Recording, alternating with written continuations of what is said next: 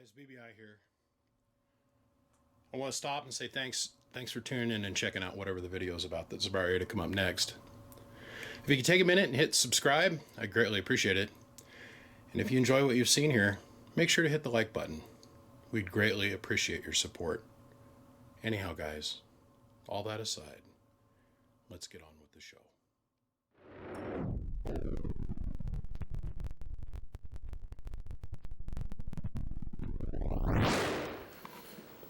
Well, Mr. Lee,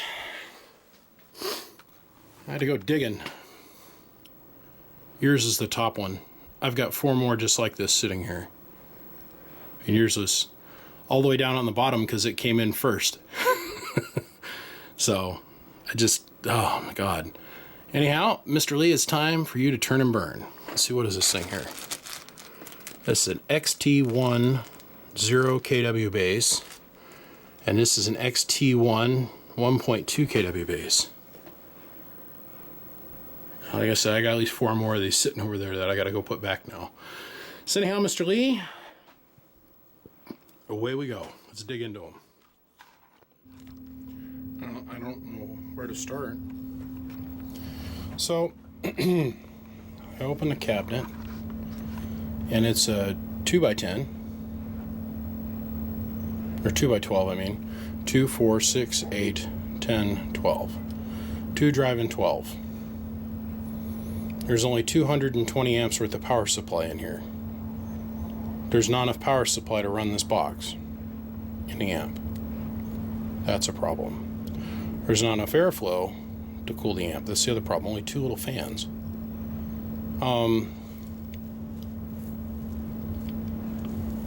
Anyhow, so somebody else has been in here and let's see, this is a DEI 2879 14-2Q, 14-2Q, and then this is a PP100 15XH, 16XH, 16XH, and on down.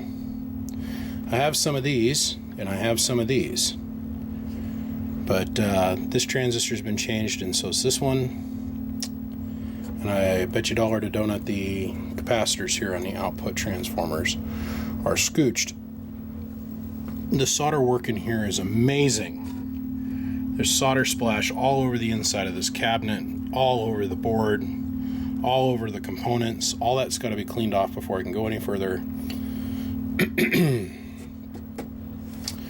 This is a high, medium, and low. This is actually a role reversal. Usually, traditionally, they'll put the driver at this end. For some reason, they put the driver down at this end. They're using a piece of uninsulated, not coaxial-based piece of wire coming from the input, which is off the switch for the low and medium and high. And it's intermixed with all of the control lines.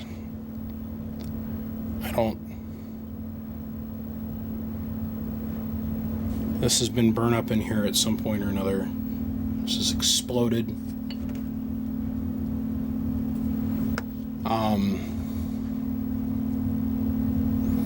And I hope it's not like the last one that I got in here. I haven't bothered. I'm afraid to look down here to see what we got going on for heatsink at the... Oh, God damn it.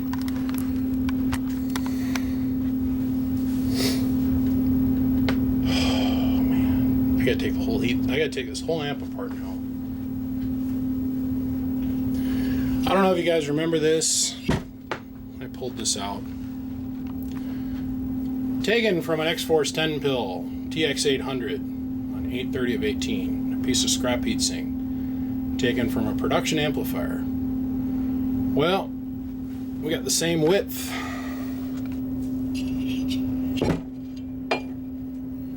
Same with the heatsink.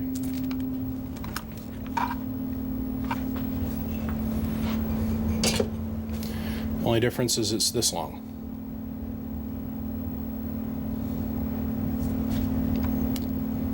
Oh man. Oh yeah. And a primary relay, at least the relay's big enough to handle what we're going to put through it, but the relay's broken. So I haven't messed with that. I wanted to preserve it as is. I got to jiggle that around. Maybe that'll go back together and work. With these leads being so long and there's so many other conductors running by it, we've got to make sure that we've got a good pass-through SWR.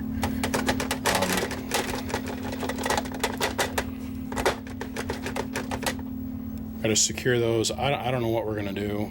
He's only going to be able to run this thing in low without the voltage actually diving in the dirt or him popping a power supply, if they're all good.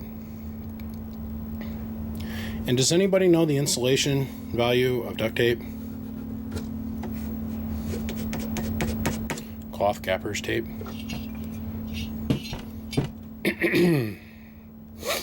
I gotta call the customer. I shall return. All different capacitance are all broke down.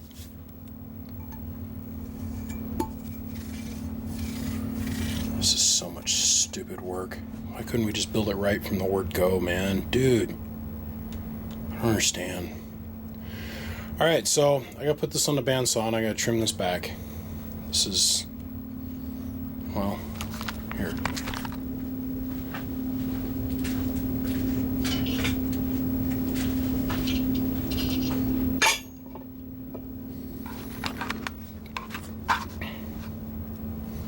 It's pretty clear what I'm doing here.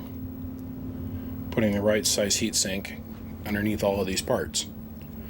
Since this poor gentleman is having to literally double pay for this amplifier. It's just, I'm over here shaking my head. I'm disgusted. I'm just disgusted.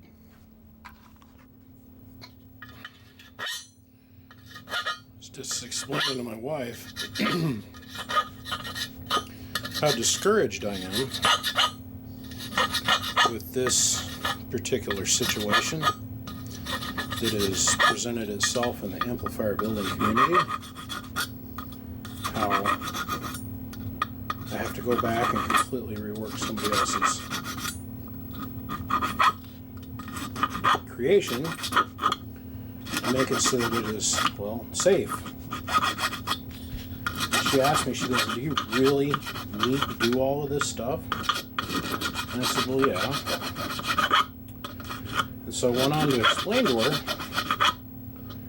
that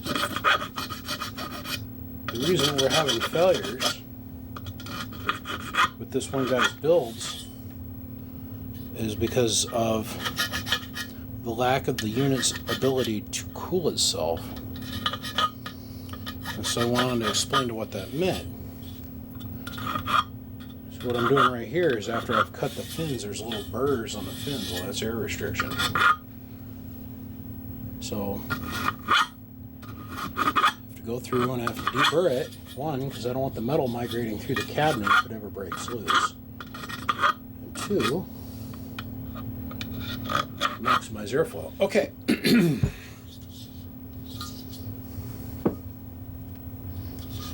So what I was explaining to her was pretty simple. And I've explained this in about 5 other videos now. So what we have happening here with this particular amp is the reason that all 3 of these transistors, other than their crap parts, keep burning up is because the heat in heatsink reaches its max apogee, or the hottest this amp's ever going to get is going to be here at the tail end of the heatsink. So I have 2 things that are going on. As we can clearly see in the back side of the heatsink, or back side of the cabinet, our heatsink only goes to here. And then we have this big open spot, which air is just going to stream out of. Okay, that's going to cause a high pressure. Air will always follow the path of least resistance. So it's going to come out of these holes more than it's going to come across the heatsink. So what little air does manage to percolate it past these fins, remember, that's how big the heatsink that's in there is. So we've cut a full third of the heatsink off. The air blows in the cabinet and percolates around the cabinet, comes around the end of the enclosure, which is obstructed by a bunch of wires and cables and shit. And it just kind of very slowly percolates along the length of the heatsink down the fins. Okay? Very slowly. Because remember, we have this big giant opening over here in the back of the cabinet because of the poor construction, which is allowing more air to escape than it is here.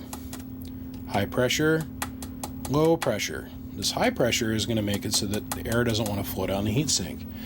So what little air does manage to creep down the heatsink, by the time the air gets all the way down to about here on the heatsink, it's already hypersaturated with heat. It's not going to pick up any more heat, and so there's no place for the heat to go. And then it just kind of percolates out the back of the box, very slowly, with the high pressure air rushing by it. Same thing with this hole. Completely pointless. And completely pointless over here. So, what I have to do to make it so that the transistors don't keep blowing up, it's like I could put 4 new transistors in this thing and say, here you go, it's all fixed, and send it out the door. And within a month or two, this thing will be back, and because it's got my name on it, the customer's going to be pissed. You're going to be like, whoa, what the hell? Same 3 transistors blew up again. Because I didn't fix the overall problem. I fixed the small problem. I didn't fix the overall problem, which is piss-ass poor ventilation. Piss-ass ventilation. And undersized heatsink. Pretty straightforward. So now what I'll do is I'll go and I'll put this heatsink underneath these transistors, and then I'll create a little blocker that sits on the heatsink back here to block up these holes. I'll block up this hole and I'll block up that hole. And then what in turn I'll do is I'll get rid of these little DC fans. One, because I want to be able to scavenge the maybe amp worth of current that these things suck up, and I want to put 110 volt fans on there. But I'm going to put scooching big fans. Okay?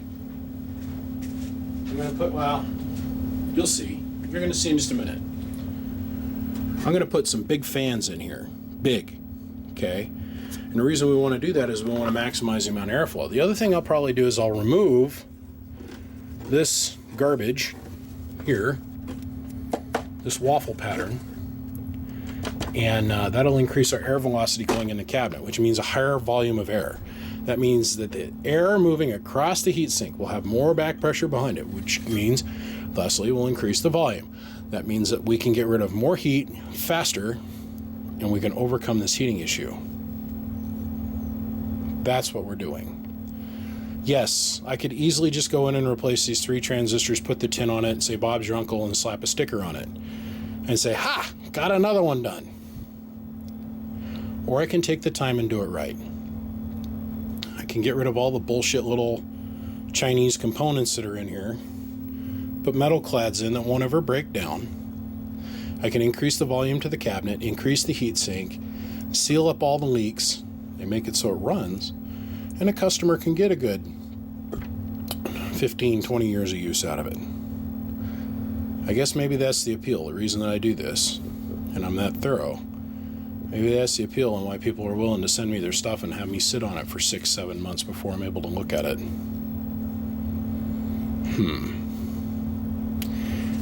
Just saying. Okay. Heat sink's cut.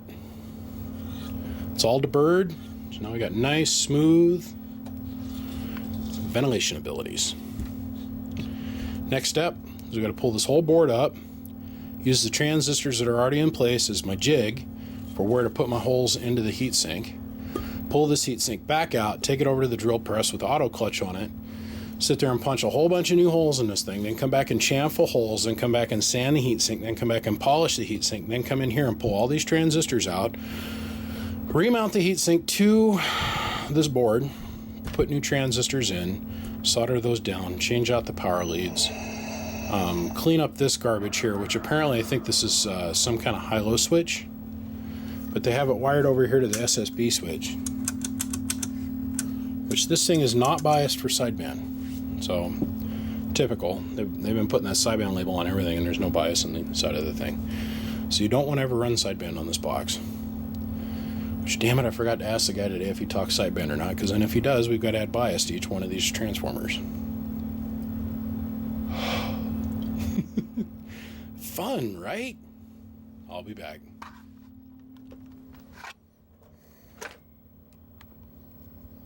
Heatsink gone.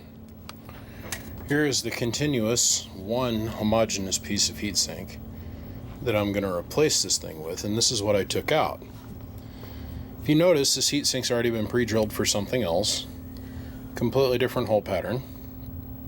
So now we've put twice the amount of transistors on this heatsink, which is actually narrower, by quite a few fins narrower. And then he added this extra bit of garbage at the end, and the way it's placed, if we get down here and look, we'll notice that the fins don't even line up. The way the transistors are laid out here on a heatsink, these fins block these fins. So it's even more air obstruction. It was sitting just like that in the board. If you notice, there's just enough gap to block about a good third of the heatsink space. Another one for the scrap pile. So now, because I don't have any virgin heatsink, I've got to go slide this underneath here, and I got to completely re-drill this sink to fit into this spot. But at least then we'll have one homogeneous length of heatsink. All the damn fins line up so the air can all move in the same direction and it's not obstructed at the end. Wow, goes from bad to even worse. Okay, let me get this slid in there. I'm going to sit here and play devil with the hole punch and see if we can get this all lined out.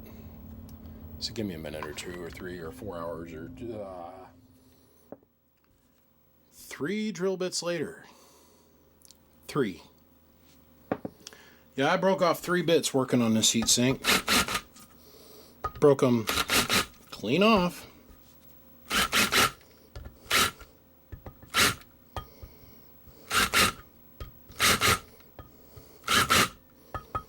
I hate this piece of aluminum. I hate that I've got to do this and I can't just go in and change the transistors and replace the caps. But another person's laziness is the reason that we're all here today. Or cheapness, or inadequacies, or however you want to put it.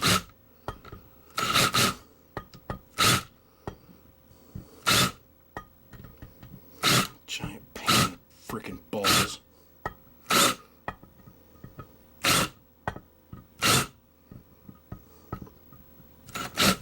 Stupid. Goddamn stupid.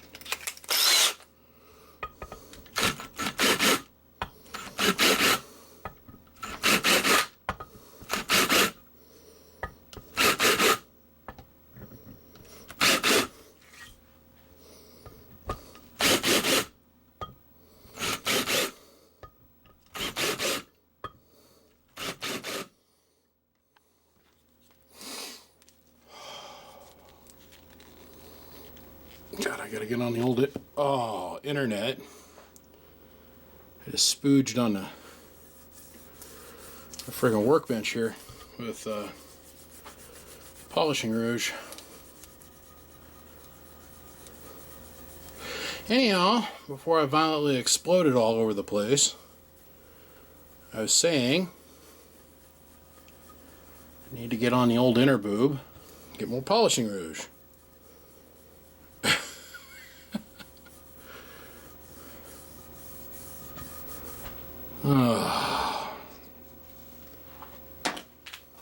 John Wayne said it best. Life's tough. It's even tough if you're stupid.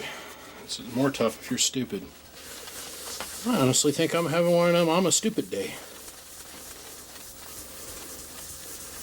We're gonna get this done.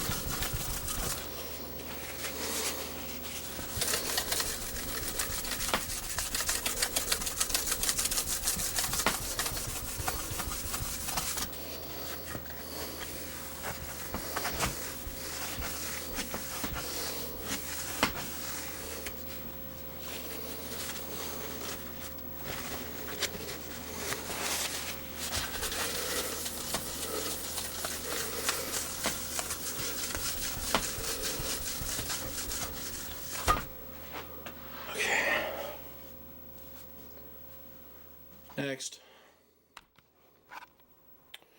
Well, I want to come along and give you guys a status update. We got all the transistors reinstalled, new heatsink installed. The air baffle back here in the back has now been installed. As you guys can see, there's a copper sheet over here that I've got bent off at an angle, and it comes over here and kisses the cabinet, but it's attached to the heatsink.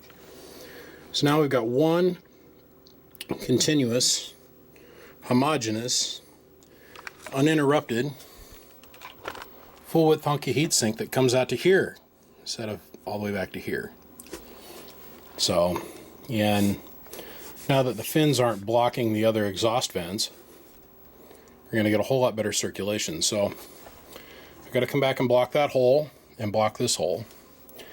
And as you guys can see, I took all the power wires out of this thing. So we're in the return build stage. Now, I've been sitting here standing and looking at this. I've been screwing stuff together and getting everything put back into one piece.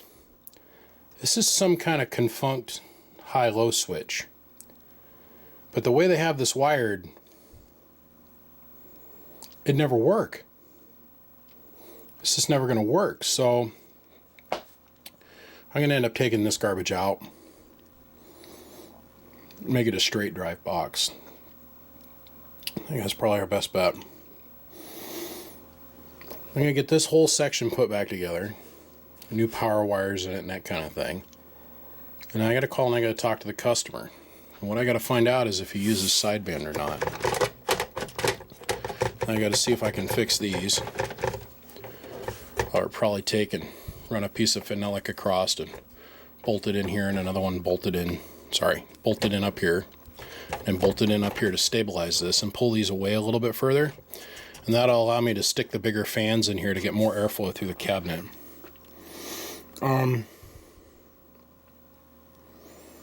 Yeah.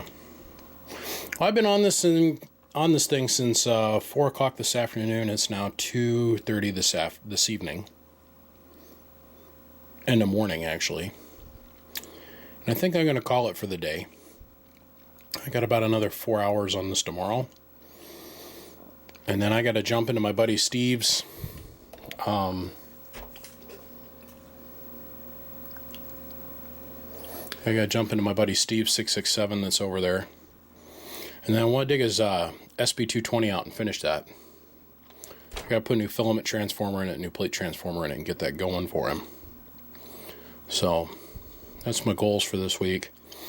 And then I got another buddy, Ray. I've got to do his SB221 and his SB220 that's been up here now for like 5.5 months. So those are my goals. Get this one banged out, get those other two banged out, and get those other two banged out. So we're on the path. We're on the path to enlightenment, I guess would be the best way to put it, to get this thing all put back into one piece. I'm very curious to see what the pass-through SWR is like because of these long leads that are in here. We'll look at that tomorrow. I want to get most of this put back together. I got to reinstall some parts. Some of those are good. Some of these are obviously bad. I got them separated for a reason. We'll test all of these on camera tomorrow. Pull the towel out because there's little bits of schmoo everywhere. I want to go over the inside of this thing with a vacuum cleaner. Then I got to go through and get all the solder splooge that's like literally splattered all over the inside of this cabinet and see if we can make it clean and pure again. So hopefully my good friend Lee can get his mule back and it's working good. So on that note, peace chicken grease. I'll see you guys tomorrow. So we're over here playing. Good afternoon, by the way. Well, good evening, actually. Got a little bit late start in the day. That's okay. I thought I'd play with fans. I wanted to have some fun with some fans today. And I wanted to show you guys something. Now, the fans are actually faced in here backwards. When they're installed, they're going to be faced this direction. So you push air into the cabinet, run it across all the components, and have an exhaust out over here, right? But what I wanted to show you is this waffle pattern. Okay. Now, me, I like to use these little fan covers. Look like this. See how porous they are? You see, literally see right through them, right? Well, this is a neat idea. The problem is the holes are not right. There's not enough of them in there. There's more. You can let more air through this than you can with this.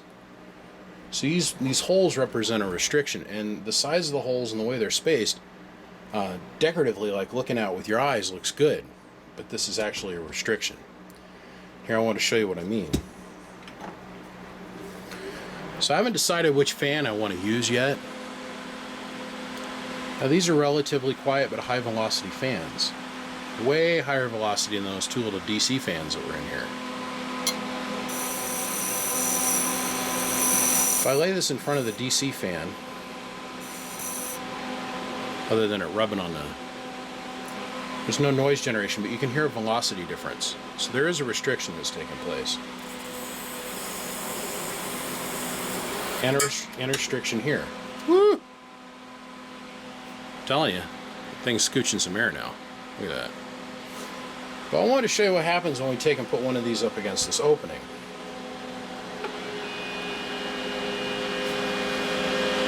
Hear that noise?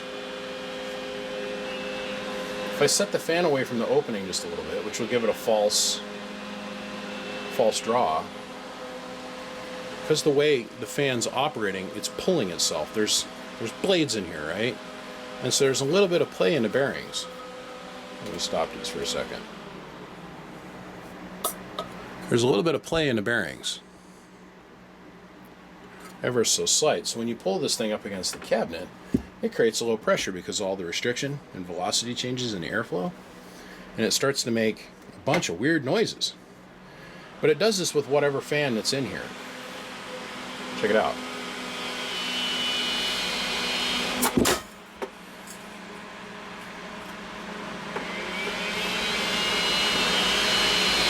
Now imagine that times 2. And it's like the amount of airflow that's moving through that fan versus up against that grill. The numbers are staggering. Now, this is nowhere near a scientific test. We're going to use literally the cheapest anemometer gauge that you can buy off of Amazon. We're going to measure this in CFM.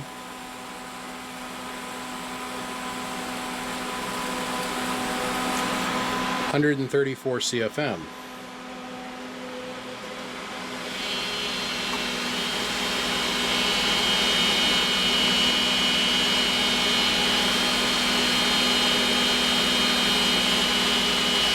.101 CFM. So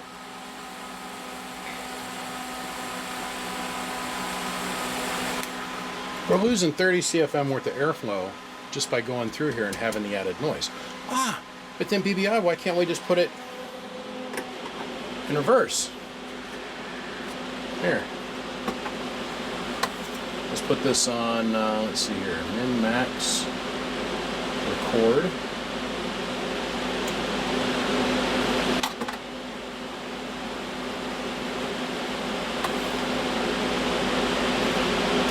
That can't be right.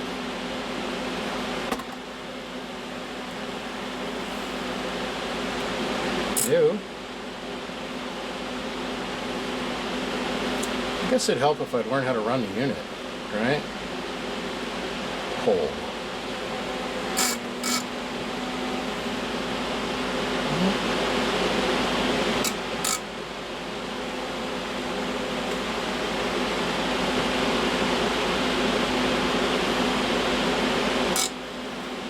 Measure it from here.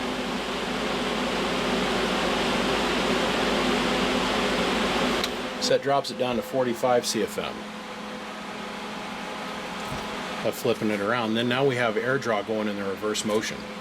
Instead of a circulating cool air in, now we're going to be pulling hot air all the way through the cabinet. So, me, I believe in the laws of physics. It's easier to pressurize an enclosure than it is to pull a vacuum upon it. So now what we got to do is we can drill these out I can take my 120 millimeter fan die and punch a hole, or I can sit here with my grinding wheel and I can cut all of these out. But we've got to open that up. We're going to have to go to a more traditional fan guard. That is not negotiable. Contact.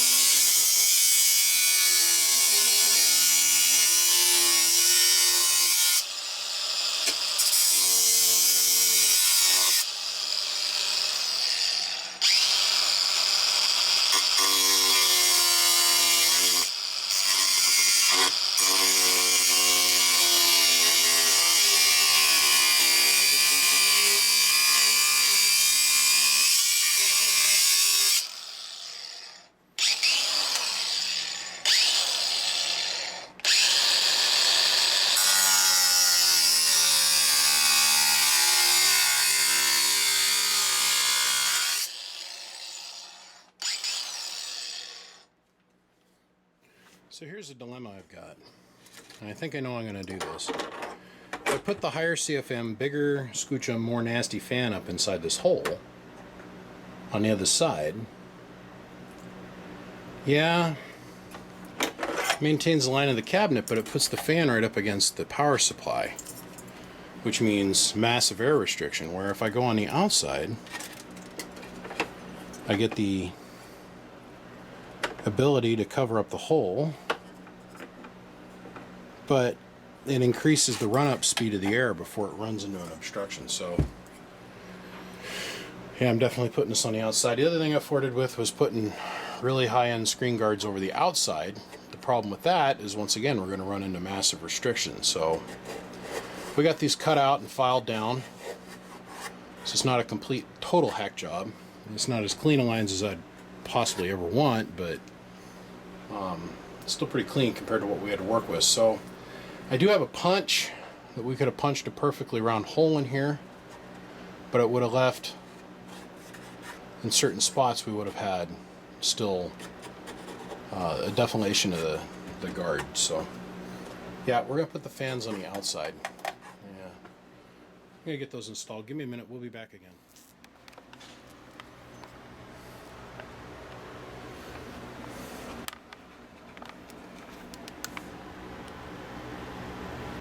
Much better. Tighten and Loctited the hardware down on the bottom side for these. So let's get rid of this cluster mess here and see if we can figure out how this is working down in here. And then we get to put it all back together and add power wires to it. Yay! So let me pull this out and we'll get the input set up properly so it's just direct drive, no Quasimodo high-low. And yeah, we'll solder all the transistors in. Yippee-dee! Oh, before I cut away, I went in and I blocked this hole and I blocked this hole before I put that all back together. I figured I had easier access with all the openings in the back of the cabinet. So yeah, I'm half tempted to do the same thing here, add a third fan, but we'll see how much air this moves. I'm pretty sure this is going to be more than sufficient now that we got rid of all the restrictions.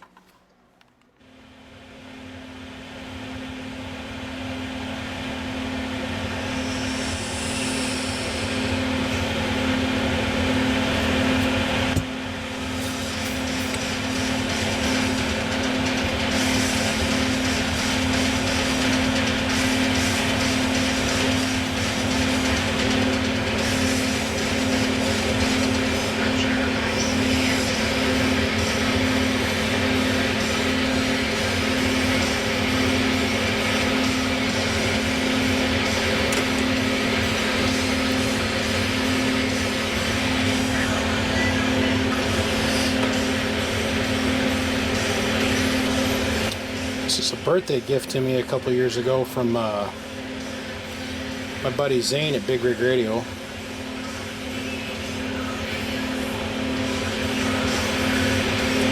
It's actually made by Weller. You know, we know Weller, right?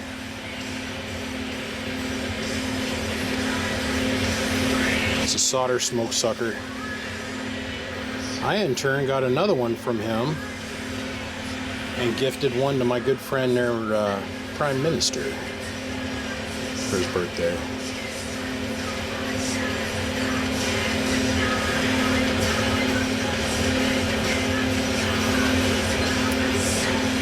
God, it's so nice to be turned around on this project.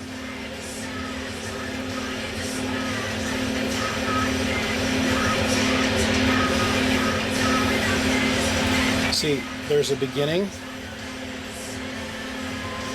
and a halfway. We're over the halfway point.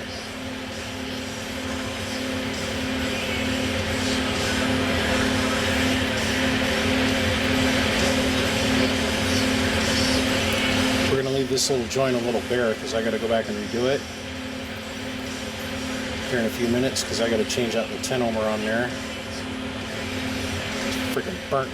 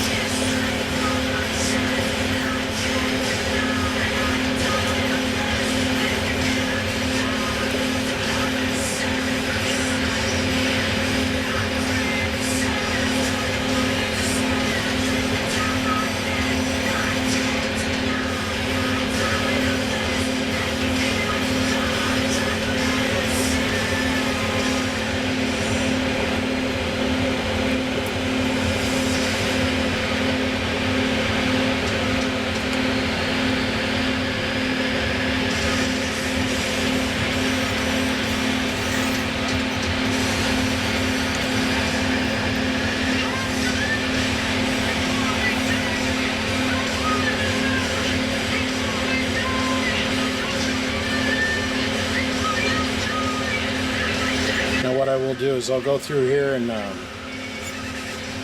bathe this after I'm done, give it a little bath, knock a little extra bit of flux and heatsink cream and stuff that was left over from the last installer of transistors, not naming any names of course, to protect the innocent.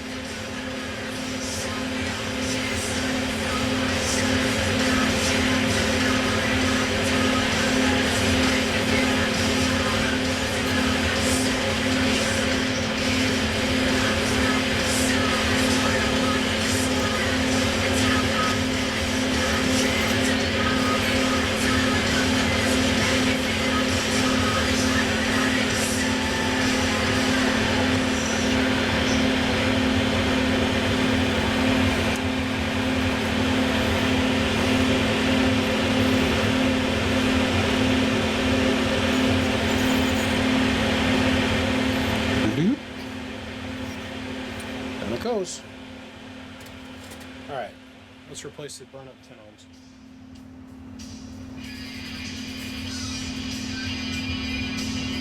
Here's my trusty bag of all. Call it my trusty bag of all. For this little bag, I go down and I fill it up every couple months at the getting place. And nope, not in there. I guess it's gonna have to be in the other bag of all. Where I get resistors of all shapes, forms, and sizes, specifically in the 10 ohm variant. And the reason I do that is so I can match up the resistors that are in everybody's box.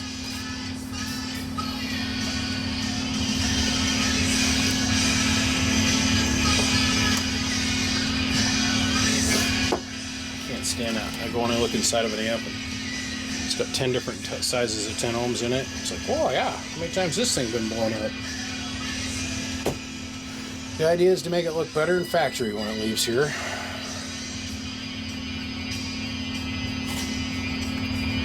That's the idea.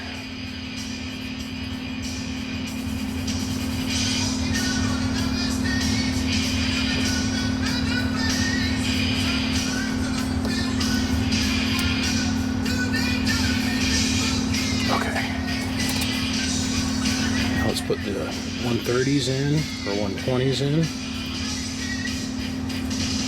Out of control. This is one of my most favorite songs by Ozzy, and I'm not kidding you. I 20 years thought the lyrics were completely different than what they actually were.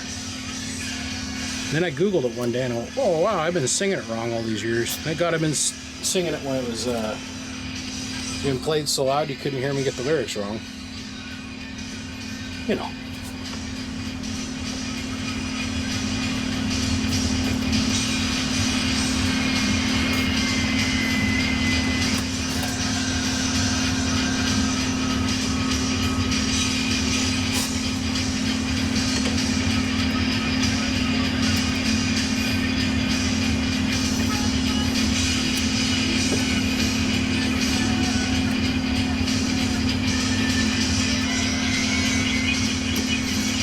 Seen some interesting stuff on Facebook in the last week.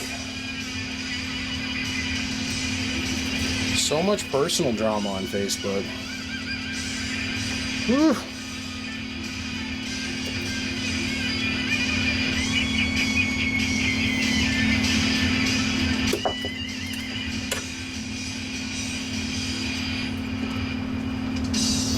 Glad I live my life by the motto, it's just my job to fix the box. I don't get involved in the garbage. Just fix the damn amplifier and move on.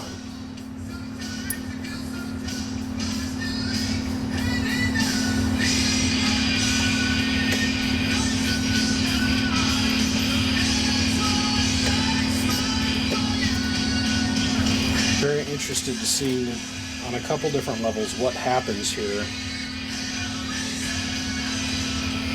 One of the things that I'm interested to see once we get this all put back together is what's the power supply do? Because we know the power supply in this thing is too small to handle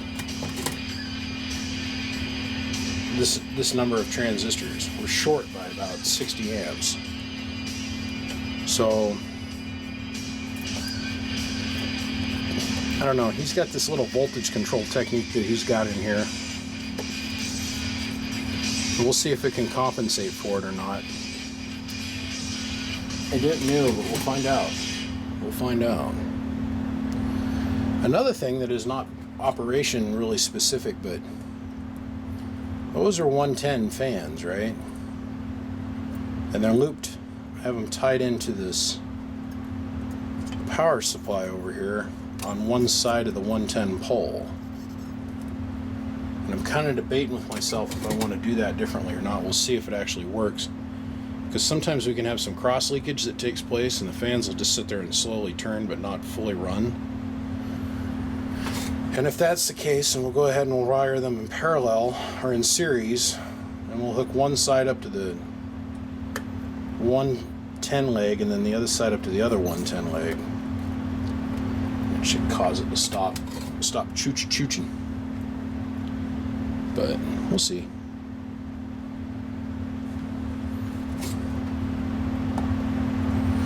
I know this thing's going to run far better than what it did when it come in here. Actually, all the right parts in its place. The caps that were in here were 1300 puff, not 15, not 6, not anything that we're used to, 1600, not anything we're used to working with. 1300 puff.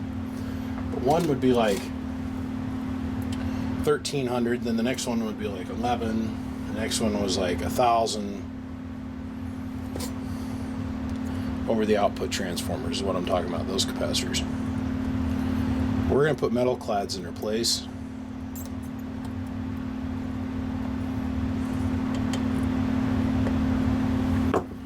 We'll We'll see what happens here.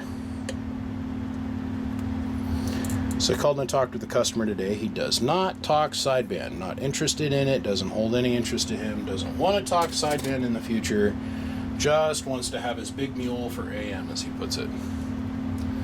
And I said, "Tay, no problem."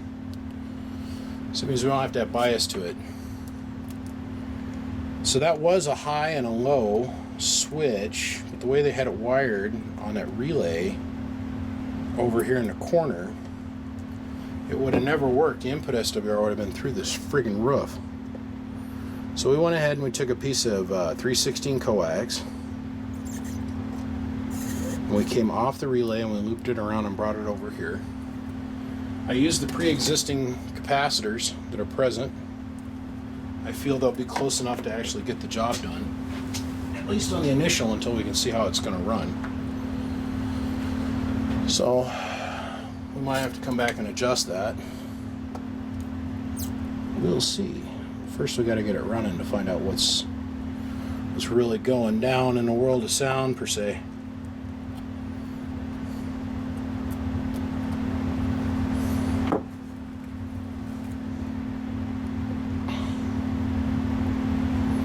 I used to build them like this with all the capacitors out here because I used to think, man, if I ever had to change one, it'd make it so much easier than having it down here next to the transformer. You can see they used to be soldered down there by the transformer. Somebody else came along and put them out here in the front. I'm not a big fan of this anymore because it's an extra step. Or if they would have been over here next to the transformers, we wouldn't have had to go and do this whole step, this whole process. So, but it's done and they're in. So next step is going to be to put the metal mylar capacitors on the output transformers. Then we're going to put some 100 ohmers across the combiners to make them balanced. And put some power wire in this thing and run it.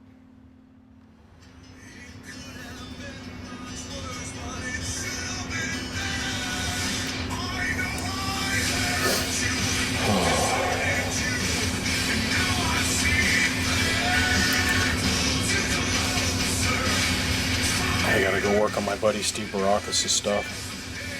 He informed me the other day. I do listen to you guys, by the way, when you call, and it hurts. I mean, it's like, I wish there was enough of me to go around. I really do. My buddy Steve informed me the other day that I've had one of his amps for over a year. And I got to thinking about it. I was like, yeah, it was over a year ago I met you in Nevada to pick up one of those boxes. We met halfway. He lives in California, you know. So I dropped off some stuff with him. He dropped off some stuff with me. You know, kind of met halfway and made it work for both of us. And God, I had a hell of a time getting home from that trip. We got out in the middle of nowhere, and that was the trip that my idler pulley decided to collapse. A brand new idler pulley, and it decided to give up the ghost as I was driving down the highway about 160 miles from nowhere. There's a stretch out there in the middle of the desert that says, "Warning, next gas station 100 miles," kind of thing. It was on a moonless night on the inside of it. Was darker than like the inside of the ass of a cow. I mean, it was dark, you know what I'm saying? And off come my serpentine belt, and all of a sudden my headlights go pooh, they get dim. You're now running on a battery, right? So I like pull over immediately. So here I am in an all-black truck in the middle of the desert. It's okay, I don't go anywhere with about at least 5 different firearms on me at all times, right? So I'm armed to the teeth, I'm not really worried about it. So I thought, well, I want my damn parts back, right? So I pop the hood and I take a look at what's going down. I'm like, all right, so idler pulley come off, and the serpentine belt come off. The serpentine belt didn't break or nothing, it's just off. And I thought, well, I want my goddamn parts back. So I start digging around in the truck. I thought, well, I don't have any tools, I don't think. So I have this little survival box. It's got like everything in the world in it. You know, toilet paper, rope, dust mask, friggin' iodine pellets. Apparently at the bottom I had a crescent wrench and a multi screwdriver tool, which was awesome. So once I had the knowledge that I had the tools that I could put the thing back together, if I found the idler pulley, it's like, man, I want my goddamn parts back. So I go wandering off in the desert with my little tiny flashlight that I've got with me at all times. This little guy. It's about ready to give up the ghost. Switch is going bad on this guy. Little stream light. I've had this thing for years. Anyhow, it was working good that night. So here I am, dressed in all black, wandering around on the side of the highway. Sure enough, about half mile back down the road, I found my serpentine belt laying on the side of the road. It's like, sweet, and it was undamaged. So I continue looking, and about an eighth of a mile from that, I find my idler pulley laying on the side of the interstate, or the highway. And I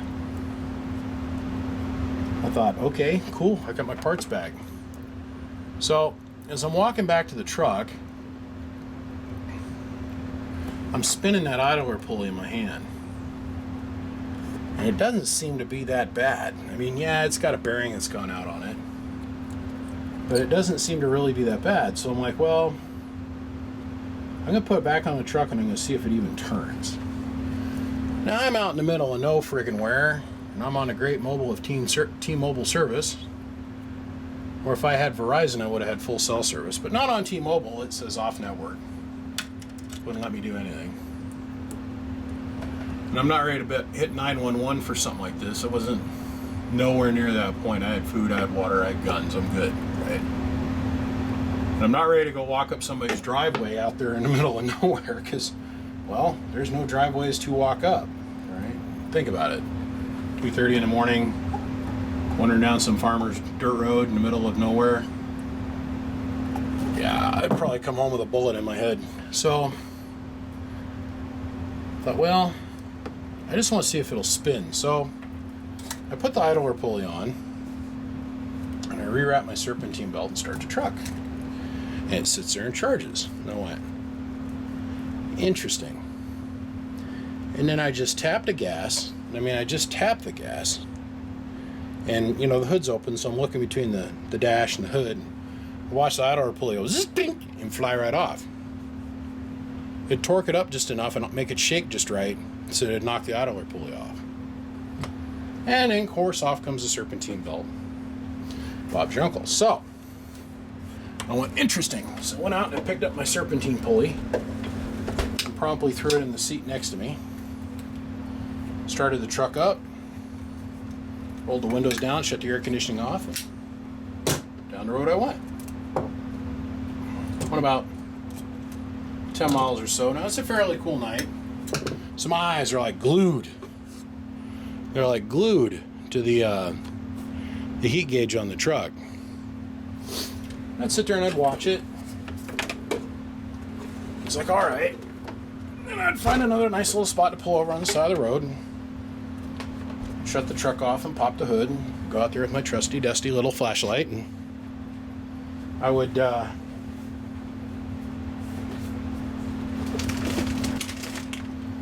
wrap the serpentine belt around, and I put the idler pulley back on, turn the truck on, and let it run.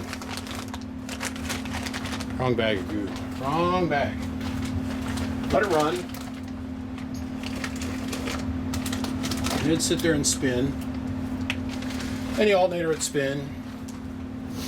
I'd charge the battery for 10 to 15 minutes, you know, and let some water move around the inside of the block, and it'd get all nice and cool, and be like, sweet. How many do I got left? 1, 2, 3, 4, 5, 6, 7, 8, 9, 10, 11, 12, 13, 14. Yeah, buddy. Okay. So the truck could get all cooled down, which was great, and shut the truck off. I get out the truck, and I take the serpentine belt off, Close the hood, back in the truck, start the truck up, drive for another 15-20 miles. Down the road we went. All the way into this little tiny town on the other side of the mountain range from here, which is called Jordan Valley. Now Jordan Valley's got this big, huge hill that goes up over this pretty steep mountain range, coming back into the valley over here where I live, right? And I thought, man, if I can get to that gas station, they got a payphone, I'm golden. And I thought, man, payphones, I wonder if they even got payphones anymore. And I thought, no, that's my goal. As I get over to Jordan Valley, I can call one of my coworkers that I work with in the tow business,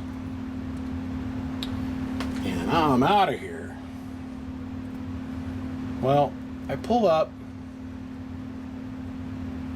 in Jordan Valley, and at the bottom of this mountain is this little gas station that's been there for, you know, since the 50s. It was the watering hole back in the day, because it's about 40 miles from Boise, 60 miles from Boise. So in this gas station is like, they've got 3 service bays, right? They got all these radiator hoses hanging on the walls for like every 2000 pre-vehicle on the wall. So I thought, well, I'm gonna stop in here and I'm gonna see if they got me an idler pulley. If not, they'll let me use their phone. I can call into town and get me a truck coming, and I'll be out of here in a couple hours. No big deal. So I go in there and I say to the young man that's behind the counter, I said, he's about 23, 24. I said, so you wouldn't happen to have an idler pulley for like 99 2000 Tahoe, would you? He goes, I don't. But Stinky Earl might. I said, Stinky Earl, huh? He goes, yeah, man, you go across that street over there, and there's that wrecking yard over there, and there's a guy up in there, his name's Stinky Earl. I thought, that's an interesting nickname. I'm sure he earned it. So across the street I go, and I go in there, and the lights are on. I know this is like 9:30 at night, right? 10 o'clock at night at this point. And I say to old Stinky Earl, I bang on the door, I don't get no response.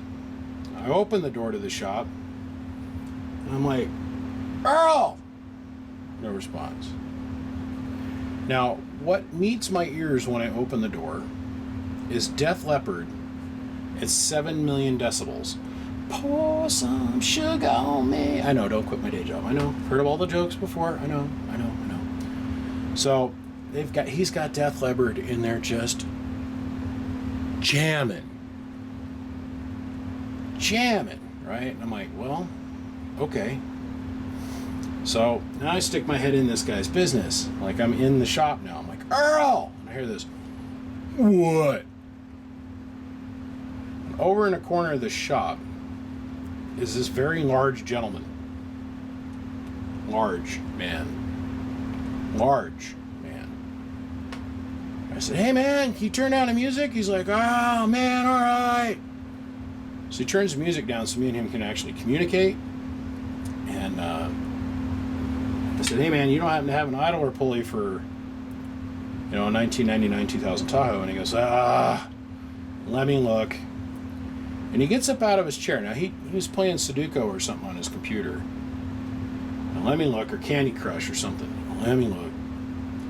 And this large man gets up out of this chair. Now the sound of the chair relieving itself from the 300 or 400 pounds of weight was amazing. And the sound of the vinyl unsuctioning itself from his clothing was another amazing sound. I was like, Jesus. Now, listen. I could not smell the man until he got out of the chair. He turned out to be the coolest dude in the world. Let me explain to you why. He says to me, let me look in the computer. So he goes and he looks up in the computer. He goes, well, I got one for a 2002. And I said, may I see it? He says to me, sure, no problem. So he walks his way over to this cupboard, pulls this box out of this cupboard, goes, well, here it is right here, and hands it to me.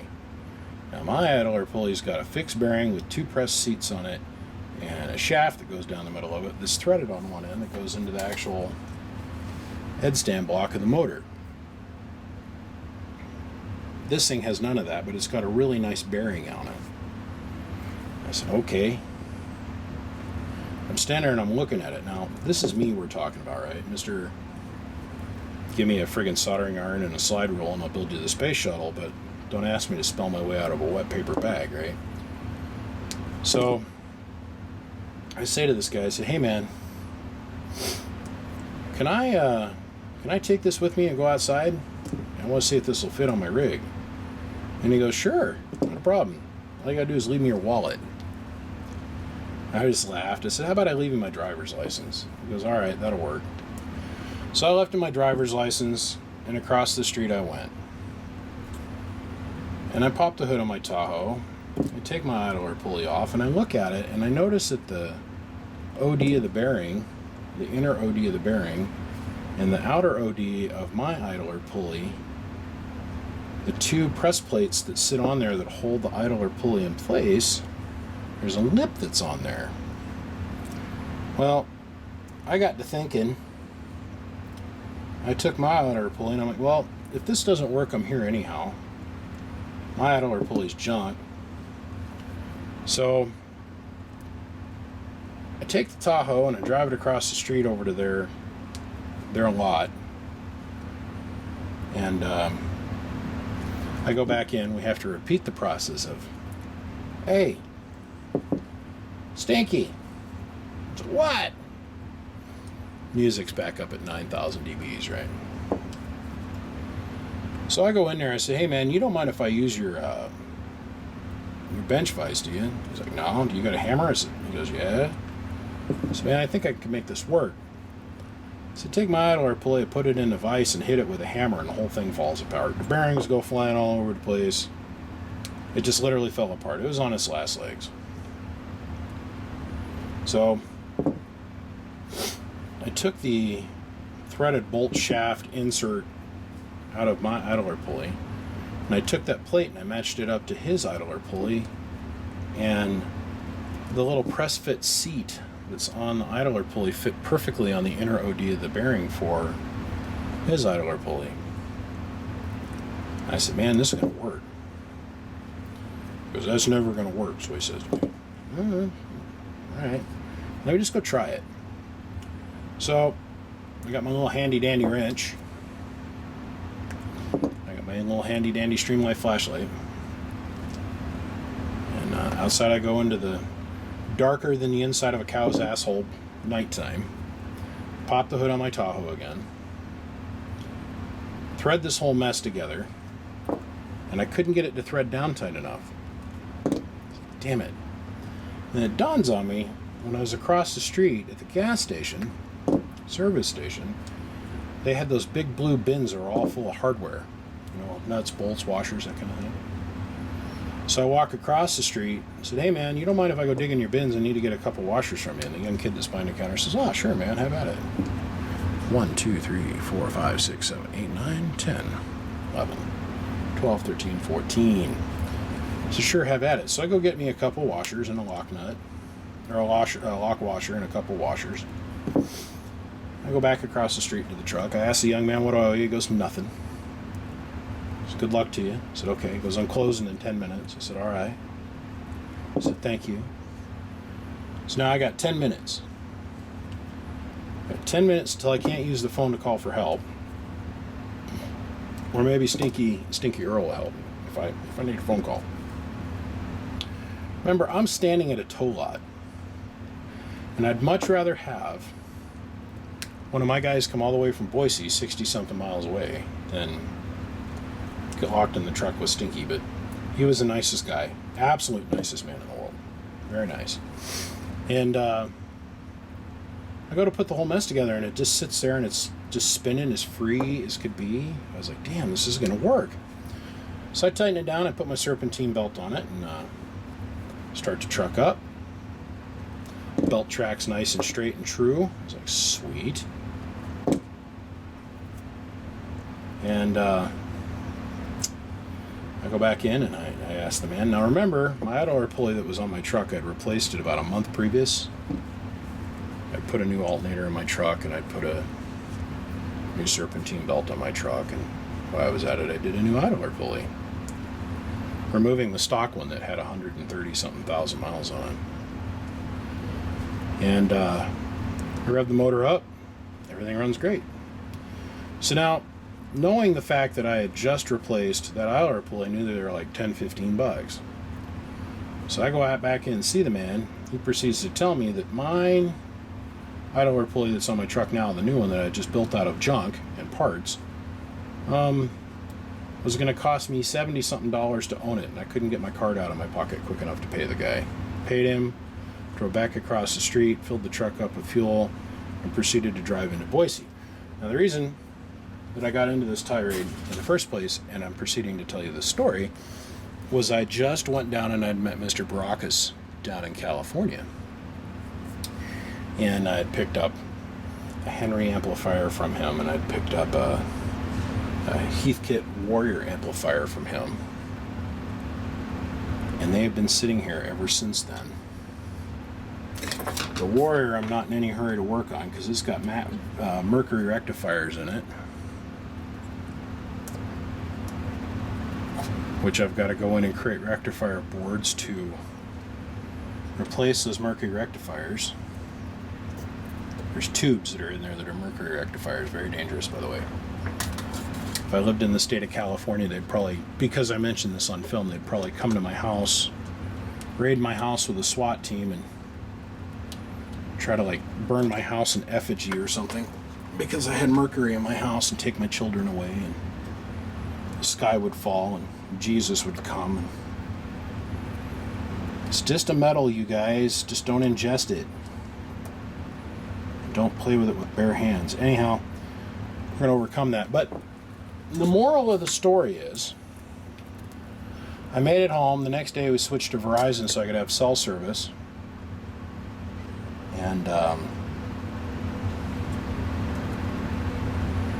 you know, that idler pulley is still on my truck to this day. This very day. And I'm never going to change it. Not till it fails. I just put a new MechMan 370 amp alternator on my Tahoe with an external voltage control, and man, well, really, I've installed about 10 million of these, and I've never had one beat me up that bad. God damn. I checked that idler pulley, and it still spins like it's brand new. Make a long story short, I gotta go work on this man's boxes. I worked on a bunch of other stuff for him and his friends and stuff, and I think these are low priority things with him. But it's his turn. I've been digging through stuff, and it's down to his level, so I've gotta man up and make it happen. Needless to say, I'm gonna put the rest of these resistors in, and we'll be back. Okay, so I skipped over some steps. We got all the power wire installed, and I was sitting here playing with the tune. I got the input tune laid down, and I went and looked at the voltage, and just like we suspected, it was idling at 14.2 and was falling all the way down to on his face to about 12.5. So being that he has variable voltage set on all of these, I went in and adjusted our reference to ground resistor down here, and that brought our voltage up quite a bit. So now we're floating at 16.24.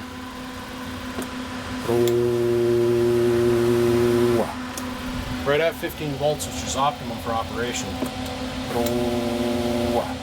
That's 3,000 watts. Almost a full 1,000 bird.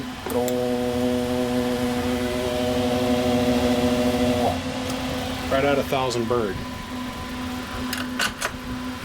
And that's with little and no drive. This is only with like 25 watts of drive. Oh, didn't even see the needle move, did you? Let's put it down on 1X.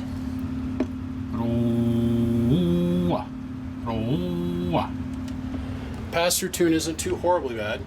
A little bit high. I'll adjust that here in a second. Input tune.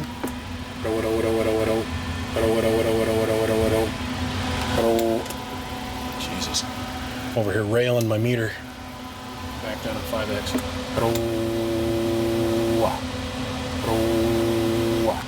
I mean, just like the smallest things were missing, like the snubbing diode coming off the relay, completely missing.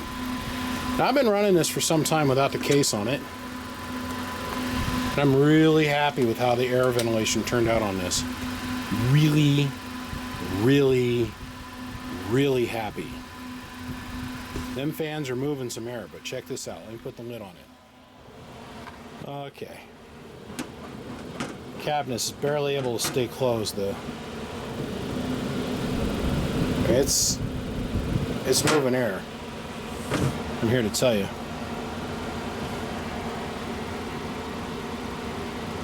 Let me turn off all the other fans in the room. Hold on. Okay.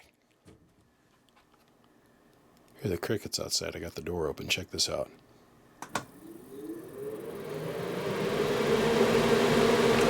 It's relatively quiet. Very, very quiet, actually, in my opinion. And it's moving a buttload of air across that heatsink. The box is completely cooled off now.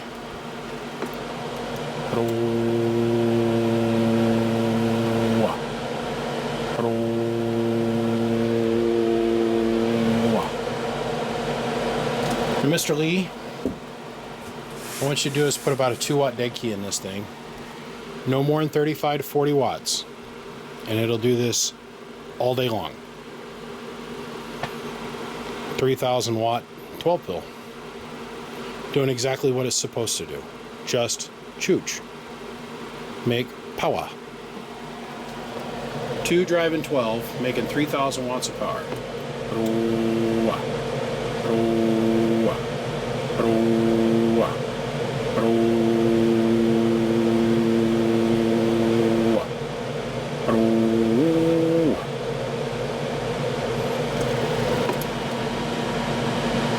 Let's roll that dead key up a little bit.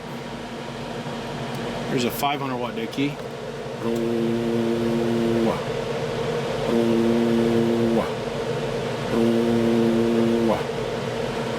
Don't want to run it that high though, Lee. Bring it back around about the 250 range or so.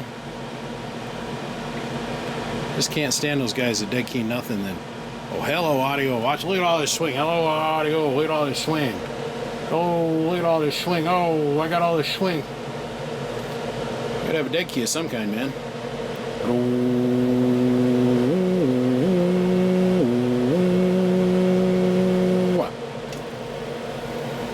Works perfectly. Preamp, 100% functional.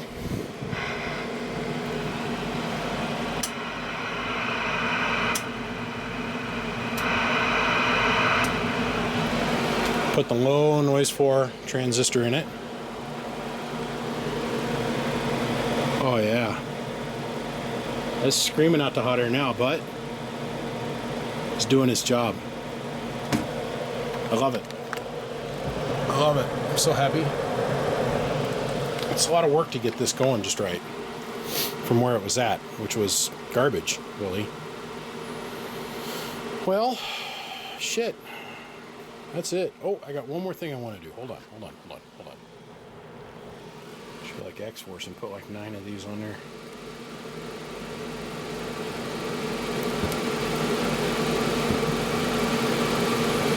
Very well earned. Very well earned.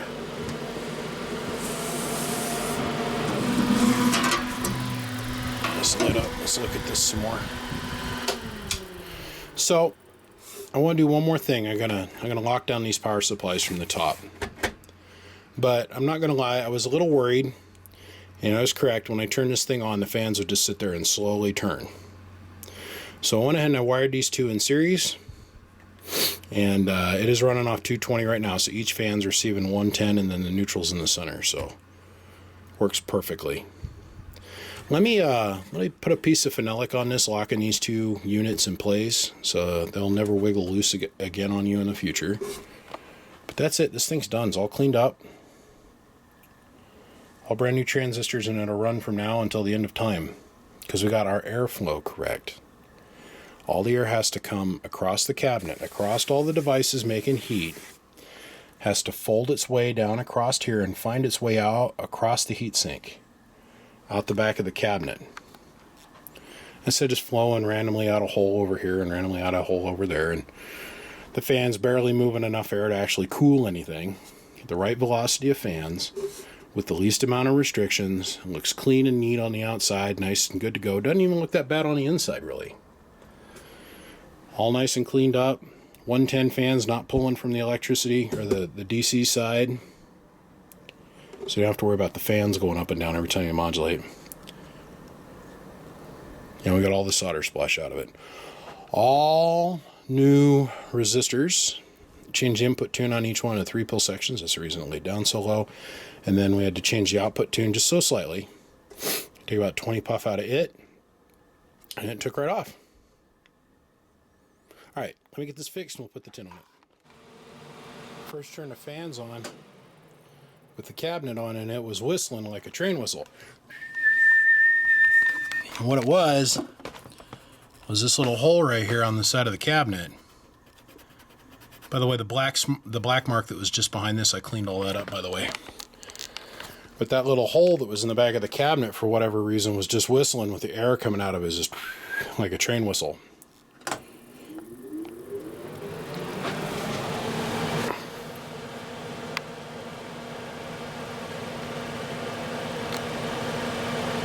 Well, there you go, Mr. Lee.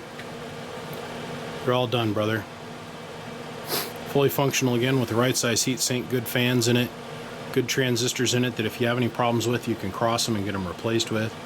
Take it easy on it. She'll run you forever. No more than 40 watts drive, peak power, period.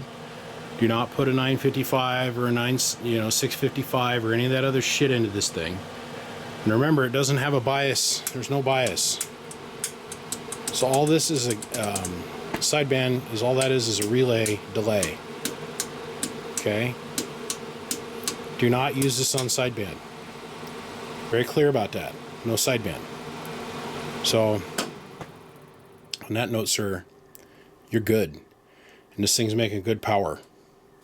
And it's running like a raped animal. Mr. Lee, I appreciate you, brother. Gentlemen, my name is BBI. Without a shadow of a doubt, I am the biggest mud duck out here in this great state, Idaho. Come check us out, www.bbiamps.com. Come follow me on Facebook and Twitter. And, well, I don't do anything with Snapchat anymore. I have it, but I don't do anything with it at all. Don't even check it.